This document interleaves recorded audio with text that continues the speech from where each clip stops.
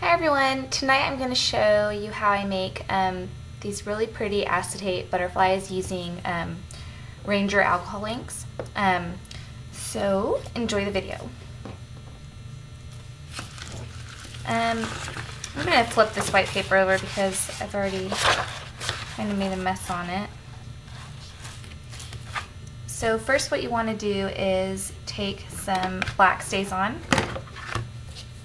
and a piece of acetate,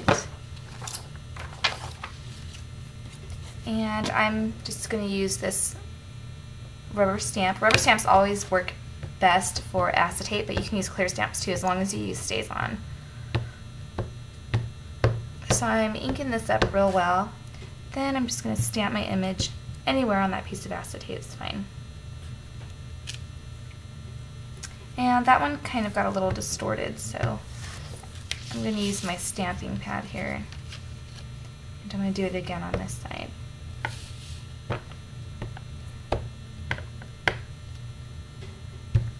And I'm just slightly rocking my stamp a little bit.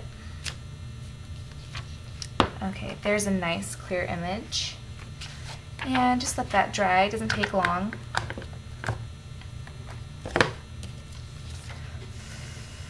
Just blowing on it a little bit to make sure it's completely dry. Now I'm going to flip it over. It's still a little bit wet.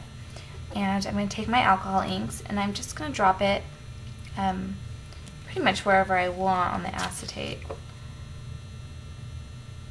And I'm kind of using the tip to color a little bit. And you don't have to be real precise with it, with this coloring, because once you dip the other color in, it's going to blend in quite a bit.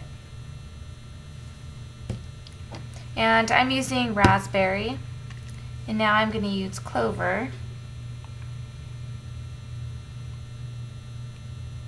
I'm being a little careful with the clover because I don't want it to mix in with the pink too much.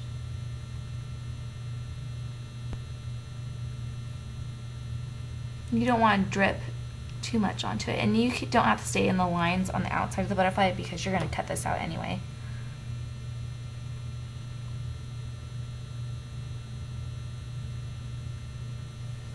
Okay, now I'm going to take a head pin, and I'm using the head of the pin to sort of draw over it to blend the colors in together.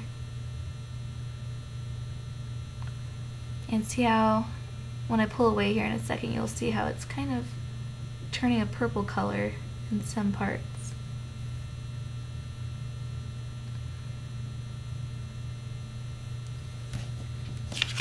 So can you kind of see that?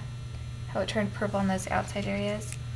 So I'm going to add a little more pink over here, just until I get the look I'm going for.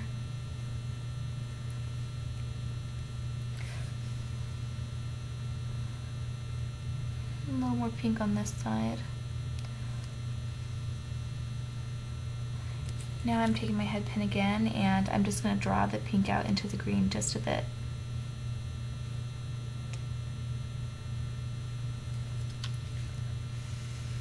And you can flip it over just to see what it's going to look like.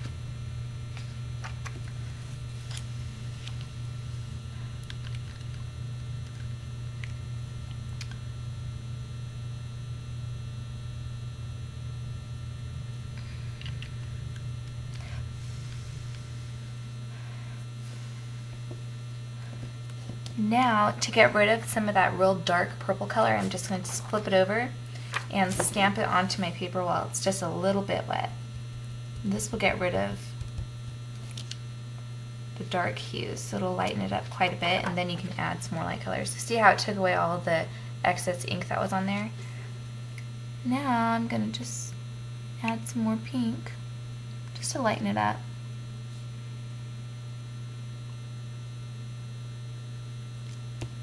And I'm taking my head pin again and scribbling it over.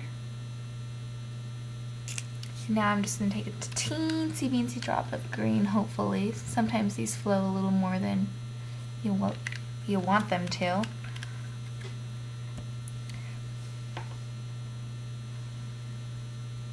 I think I'm just about done with this butterfly, so I'm going to cut it off. Or cut it out, I mean. Make sure it's real dry before you cut it out because you don't want to make fingerprints. So I'm going to let that dry and then I'll cut it out and I'll be right back to show you the finished product. Okay, so I finished my butterfly and I cut it out and I just added a little bit of bling to the wings, and that's what it looks like. And I bent the wings up so that when you put it on a book it'll go on there just like that. But it kind of looks like stained glass. Pretty neat, huh? And let me show you that. Where'd that other butterfly go? There's that other one. That's what it looks like if it was flat. So kind of neat. I hope I gave you a cool idea for one of your mini albums. Do I have maybe I have a, here's the mini album I'm working on, so you can like add it on there like that. It looks really neat. Anyway, I hope you guys enjoyed the video.